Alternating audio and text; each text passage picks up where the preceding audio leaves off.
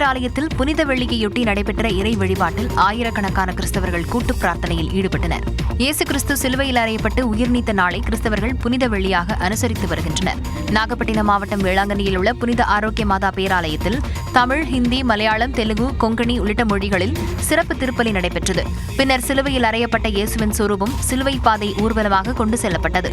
அப்போது இயேசுவின் சிலுவை பாடுகளை நினைவு கூர்ந்து கண்ணீர் விட்டபடி அவரது பாதத்தை தொட்டு வணங்கினர்.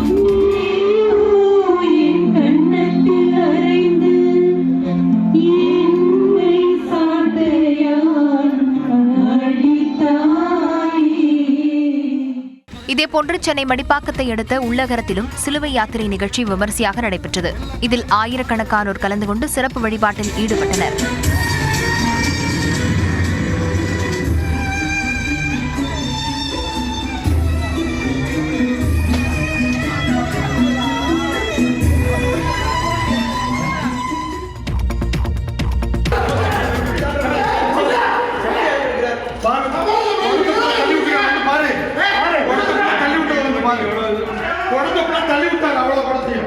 வந்து பாரு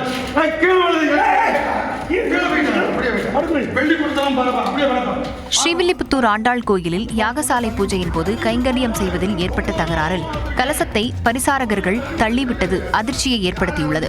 விருதுநகர் மாவட்டம் ஸ்ரீவில்லிபுத்தூர் ஆண்டாள் கோயிலில் திருக்கல்யாண திருவிழாவின் 10ஆம் நாள் யாகசாலை பூஜை நடைபெற்றது. அப்போது கைங்கரியம் செய்வதில் கோயில் முறை பட்டர்களும் பரிசாரகர்களுக்கும் கருத்து வேறுபாடு ஏற்பட்டது. மோதல் முற்றியதில் யாகசாலையில் இருந்த கலசத்தை பரிசாரகர்கள் கீழே தள்ளிவிட்டனர்.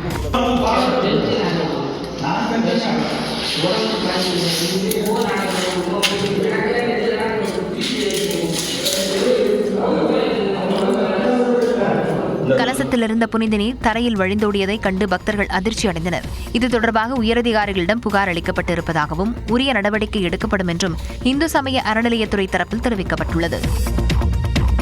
8 டிகிரி முடிச்சிருக்கா 8 நீதான் என் பெஸ்ட்.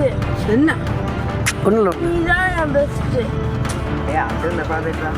தஞ்சாவூர் அருகே இந்த 8ஆம் வகுப்பு மாணவனுக்கு மது வாங்கி கொடுத்து போதைக்கு அடிமையாக்கிய கல்லூரி மாணவர் கைது செய்யப்பட்டார். திருவிடைமருதூர் அடுத்த குத்தாலத்தில் உள்ள தனியார் பள்ளி ஒன்றில் 8ஆம் வகுப்பு படித்து வரும் சிறுவன் கடந்த 31ஆம் தேதி பள்ளி சீருடையுடன் வயல்வெளியில் மது போதையில் உளறிக் கொண்டிருந்தார். தகவல் அறிந்து சென்ற அக்கம் பக்கத்தினர் மற்றும் உறவினர்களையும் சிறுவன் ஆபாசமான வார்த்தைகளால் வசைபாடினார்.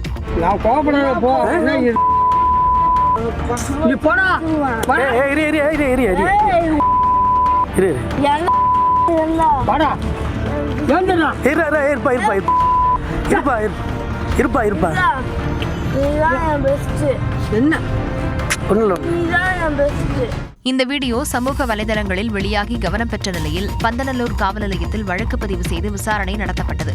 அதன் அடிப்படையில் கதிரமங்கலத்தைச் சேர்ந்த கல்லூரி மாணவரான சுப்பிரமணியன் சிறுவனுக்கு மது வாங்கி கொடுத்து போதை கடுமையாக்கியது தெரியவந்தது.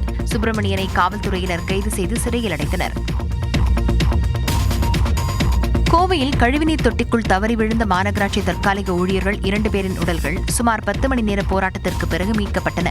கோவை சாய்பாபா காலனியில் உள்ள கழிவுநீர் உந்து தொட்டியில் மோட்டார் பழுதானதை மாநகராட்சி ஒப்பந்த ஊழியர்களான அர்ஜுன்குமார் மற்றும் சுரேஷ் சீர் செய்யும் பணியில் ஈடுபட்டனர். அப்போது மோட்டாரை தொட்டிக்குள் இறக்கி பொருத்திவிட்டு மேலே ஏறும்போது பைப்பில் தலைப்பட்டு அர்ஜுன்குமார் உள்ளே விழுந்தார். உடனடியாக அவரை காப்பாற்ற முயன்ற சுரேஷும் தொட்டிக்குள் விழுந்து உயிரிழந்தார். தகவல் அறிந்து விரைந்த தீயணைப்பு வீரர்கள் 40 அடி ஆழம் கொண்ட தொட்டியிலிருந்து கழிவுநீரை வெளியேற்றி சுமார் 10 மணி நேர போராட்டத்திற்கு பிறகு 2 உடல்களையும் மீட்டனர். அதாவது மோட்டர் கம்ப்ளைண்ட் சொல்லிட்டு இறங்கியிருக்கிறாங்க. ஒருத்தர் எந்தவித போதிய உபகரணங்களும் இல்லாமல் அந்த மோட்டரை மாற்றுறதுக்காக கீழே இறங்கி ஒருத்தரை காப்பாற்ற போய் 2 பேரும் உள்ள விழுந்து தவறி விழுந்து இறந்துட்டாங்க. தகவல் அறிந்து சென்ற முன்னாள் அமைச்சர் செந்தில் பாலாஜி மீட்பு பணியை துரிதப்படுத்தி உயிரிழந்தவர்களின் குடும்பத்தினருக்கு ஆறுதல் கூறினார். போதிய பாதுகாப்பு உபகரணங்களின்றி பணியாற்றியதே உயிரிழப்பிற்கு காரணம் என்று அப்பகுதி மக்கள் தெரிவித்துள்ளனர்.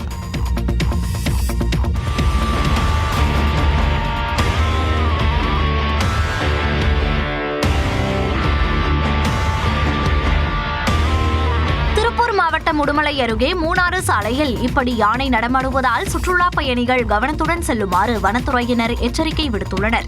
உடுமலை அருகே தமிழ்நாடு கேரளா எல்லையில் கொம்பன் யானை குடிநீர் தேடி வனப்பகுதியிலிருந்து மூணார் சாலைக்கு வந்தது. சாலையின் குறுக்கே நின்ற யானை அவ்வழியாக வாகனங்களை செல்லவிடாமல் அச்சமூட்டியது. தகவல் அறிந்து சென்ற வனத்துறையினர் யானையை அடர் வனப்பகுதிக்குள் விரட்டும் பணியில் ஈடுபட்டனர்.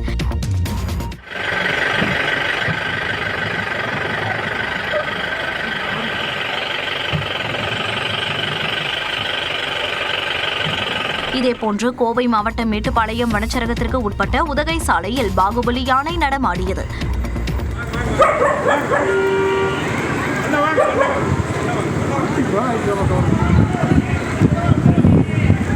கல்லார் வனப்பகுதியிலிருந்து வெளியே வந்த பாகுபலி யானை நெல்லிமலை வனப்பகுதிக்குள் சென்றது.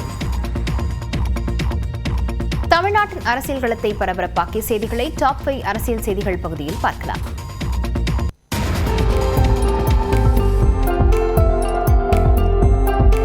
புதுச்சேரியில் தேசிய ஜனநாயக கூட்டணி வேட்பாளர்களை ஆதரித்து பிரதமர் நரேந்திர மோடி ரோட் ஷோ சென்று வாக்கு சேகரித்தார். புதுச்சேரியில் வரும் 9ஆம் தேதி சட்டப்பேரவை தேர்தல் நடைபெற உள்ளது.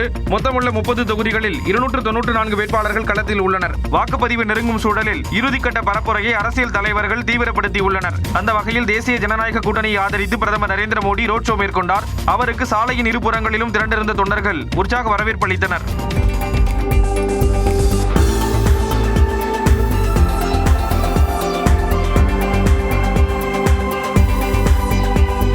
பல இடங்களில் இசை நிகழ்ச்சிகளுக்கு ஏற்பாடு செய்யப்பட்டிருந்தது.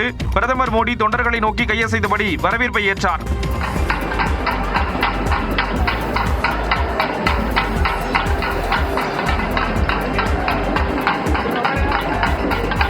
பிரதமர் மோடியின் இந்த ரோட் ஷோ நிகழ்வின் போது முதலமைச்சர் ரங்கசாமி, அமைச்சர் நமச்சிவாயம் உள்ளிட்டோர் உடன் இருந்தனர்.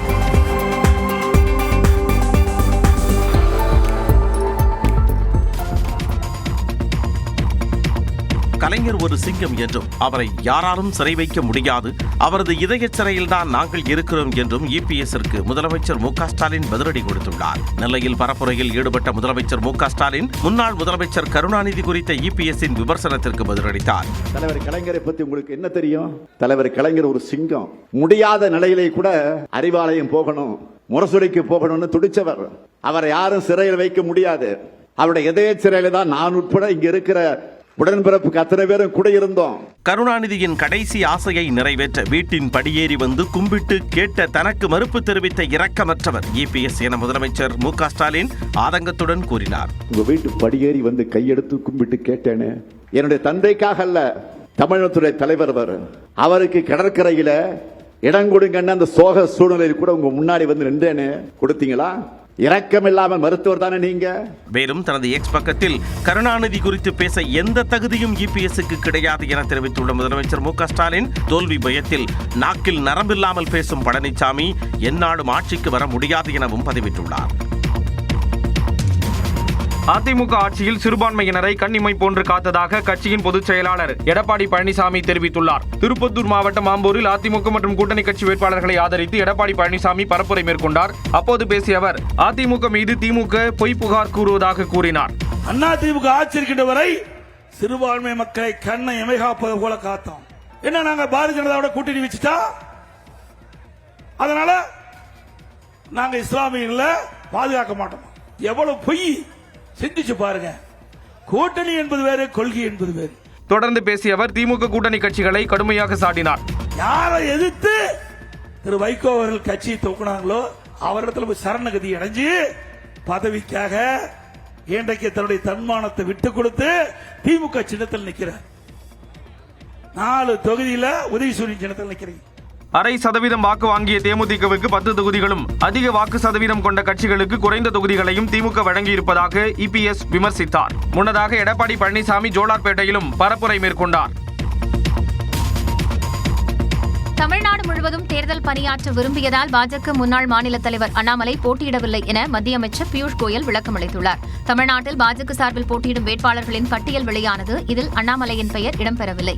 இந்நிலையில் சென்னையில் செய்தியாளர்கள் சந்திப்பில் பேசிய பியூஷ் கோயல் அண்ணாமலைக்கு வாய்ப்பு வழங்காதது குறித்து பதிலளித்தார்.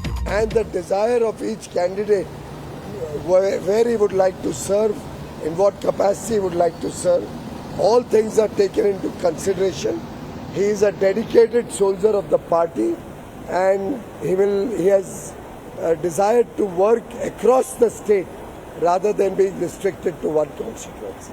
இதனிடையே கேரளாவில் செய்தியாளர்களிடம் பேசிய அண்ணாமலை வரும் 7ஆம் தேதி முதல் தமிழ்நாட்டில் பரப்புரை மேற்கொள்வதாக கூறினார். And post 7th till 23rd I have to campaign for all BJP and NDA candidates across Tamil Nadu. That is the responsibility given by party to me. தனக்கு பாஜக தந்த பொறுப்பை நிறைவேற்றுவேன் என்றும் தெரிவித்தார்.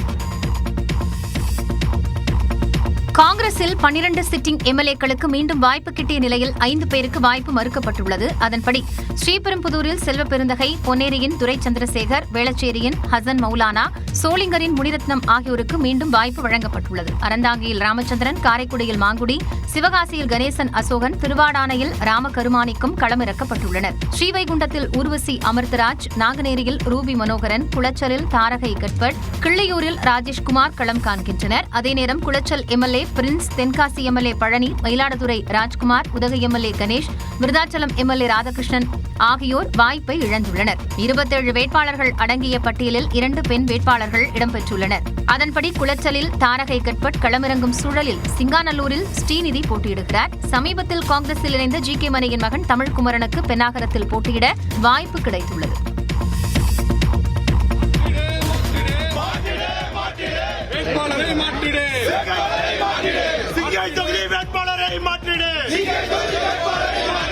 காங்கிரஸ் கட்சியின் வேட்பாளர் பட்டியலில் கோவையின் சிங்காநல்லூர் தொகுதி வேட்பாளரை மாற்றக்கோரி நடந்த ஆர்ப்பாட்டம்தான் இது.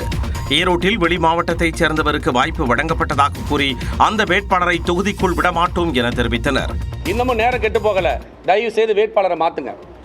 வேட்பாளரை மாற்றி இந்த மண்ணின் மைந்தருக்கு நீங்க சீட்டு கொடுங்க. 5 தினங்களுக்கு முன்பு கட்சியில் சேர்ந்தவர்களுக்கு சீட் வழங்கப்படுகிறது, சிறுபான்மையினர் மதிக்கப்படுவதில்லை என்று சேலத்தில் காங்கிரஸ் கட்சியினர் எதிர்ப்பு தெரிவித்தனர். நீண்ட காலம் கட்சியில் அர்ப்பணிப்போடு பணியாற்றி வருகின்ற பலருக்கு வாய்ப்பு மறுக்கப்பட்டுள்ளது வேதனை அளிப்பதாக காங்கிரஸ் எம்பி ஜோதிமணி தனது எக்ஸ் பக்கத்தில் பதிவிட்டுள்ளார். 2 பெண்களுக்கு மட்டுமே வாய்ப்பு வழங்கப்பட்டுள்ளது கட்சியின் சமூக நீதி கோட்பாட்டிற்கு எதிரானது என்றும் அவர் விமர்சித்துள்ளார். இதனிடையே காங்கிரஸ் எம்பி மாணிக்கம் தாகூர் வெளியிட்டுள்ள பதிவில் உட்கட்சி விவகாரத்தை ஒதுக்கி வைத்து மு.க. ஸ்டாலின் தலைமையில் மீண்டும் ஆட்சிக்கு வர வேண்டும் என்ற எண்ணம் கொண்டு உடைக்க வேண்டும் என்று கூறியுள்ளார்.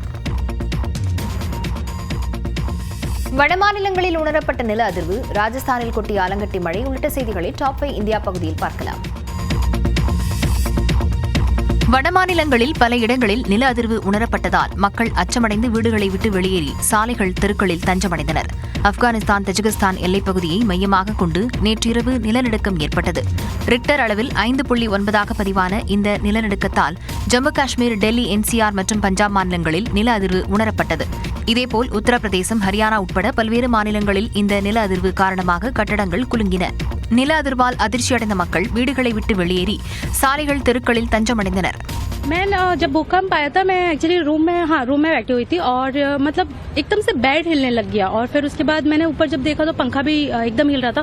फिर मैं दौड़ के बाहर निकली तो देखा आसपास के जो लोग हैं वो लोग भी मतलब एकदम डरे हुए थे कि भूकंप आया.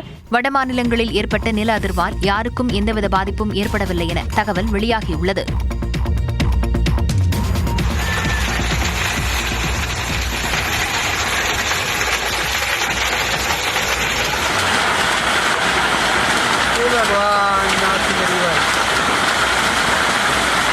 ராஜஸ்தானில் திடீரென கொட்டி தீர்த்த ஆலங்கட்டி மழையின் காட்சிகள் தான் இவை. மேற்கு பகுதியில் பருவநிலை மாற்றம் உள்ளிட்ட காரணங்களால் ராஜஸ்தான் மாநிலத்தின் ஸ்ரீ கங்கா நகர், ஜெய்சால்மர், பிகானேர், சிகார், நாகூர் உள்ளிட்ட பகுதியில் ஆலங்கட்டி மழை வெளுத்து வாங்கியது.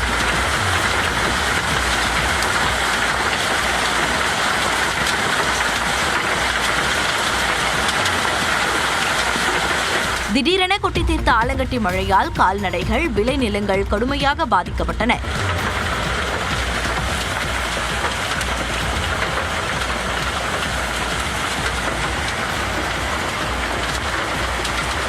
மேலும் பிகானேர், ஜோத்பூர், ஜெய்ப்பூர், அஜ்மர், பரத்பூர், கோடா மற்றும் உதய்பூர் பகுதியில் மீண்டும் ஆலங்கட்டி மழை பெய்ய வாய்ப்புள்ளதாக இந்திய வானிலை ஆய்வு மையம் எச்சரிக்கை விடுத்துள்ளது.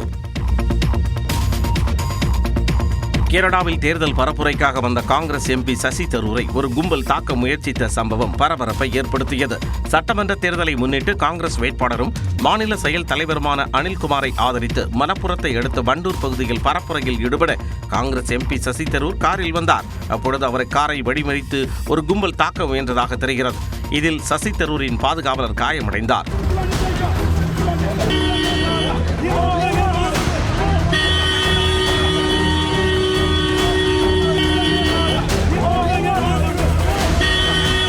சம்பவம் தொடர்பாக விசாரணை நடத்திய காவல்துறையினர் 5 பேர் மீது வழக்கு பதிவு செய்து அதில் 3 வரை கைது செய்தனர். மேலும் சசி தரூர் மீதான தாக்குதல் முயற்சி திட்டமிட்ட சதிச் செயல் எனவும் காரில் இருந்த அவரை கண்டறிந்து கும்பல் தாக்க முயன்றதாகவும் காங்கிரஸ் வேட்பாளர் அனில்குமார் குற்றம் சாட்டியுள்ளார்.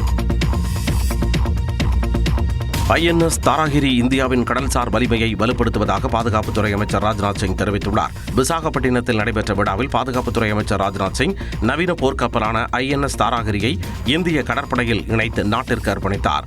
உள்நாட்டிலேயே தயாரிக்கப்பட்ட அதிநவீன INS தாராகிரி போர்க்கப்பலில் சூப்பர்சோனிக் ஏவுகணைகள், வான் இலக்குகளை தாக்கும் நடுத்தர ஏவுகணைகள் மற்றும் சிறப்பு நீர்மூழ்கி எதிர்ப்பு அமைப்புகள் போன்றவை இடம்பெற்றுள்ளன. எதிரி நாட்டு ரேடார்களில் இந்த கப்பல் எளிதில் சிக்காத வகையில் நவீன ஸ்டில்த் வடிவமைப்பை கொண்டது. நிகழ்ச்சியில் உரையாற்றிய ராஜ்நாத் சிங் இந்தியாவின் வளர்ந்து வரும் கடல்சார் சக்தியின் சின்னம் தாராகிரி என கூறினார். केवल अपने तटों की सुरक्षा तक सीमित नहीं रहना है, बल्कि उन क्रिटिकल सी लेन्स, चोक पॉइंट और डिजिटल इंफ्रास्ट्रक्चर की भी सुरक्षा इंश्योर करनी है जो हमारे नेशनल इंटरेस्ट से जुड़े हैं. मुझे इस बात की खुशी है कि इंडियन नेवी इन सुरक्षा कार्यों में प्रोएक्टिवली इंगेज है. இந்தியாவின் 11,000 கிலோமீட்டர் நீளமுள்ள கடற்கரை மற்றும் 95% கடல்வழி வணிகத்தை பாதுகாக்க இத்தகைய வலுவான கடற்படை அவசியம் என்றார். LPG தட்டுப்பாடு அச்சத்தால் கர்நாடகாவில் ஆட்டோ ஓட்டுநர்கள் நீண்ட வரிசையில் காத்திருந்து எரிபொருள் நிரப்பிச் சென்றனர். ஈரான் போர் காரணமாக ஹோர்முஸ் நீரிணையில் போக்குவரத்து இயல்பு நிலையில் இல்லாததால் கச்சா எண்ணெய் இறக்குமதி பாதிக்கப்பட்டுள்ளது. இருப்பினும் போதிய அளவில் எண்ணெய் கையிருப்பில் இருப்பதாகவும் விநியோகம் சீராக உள்ளதாகவும் மத்திய அரசு உறுதியளித்துள்ளது. LPG தட்டுப்பாடு அச்சம் காரணமாக கர்நாடகாவில் ஆட்டோ ஓட்டுநர்கள் நீண்ட வரிசையில் காத்திருந்து எரிபொருள் நிரப்பிச் சென்றனர்.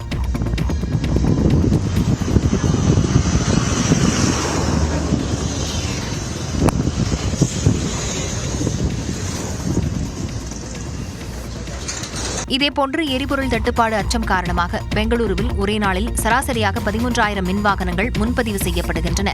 இது வழக்கமான மின்வாகனங்களின் முன்பதிவை விட 400 விழுக்காடு அதிகம் என வாகன விற்பனையாளர்கள் தெரிவித்துள்ளனர்.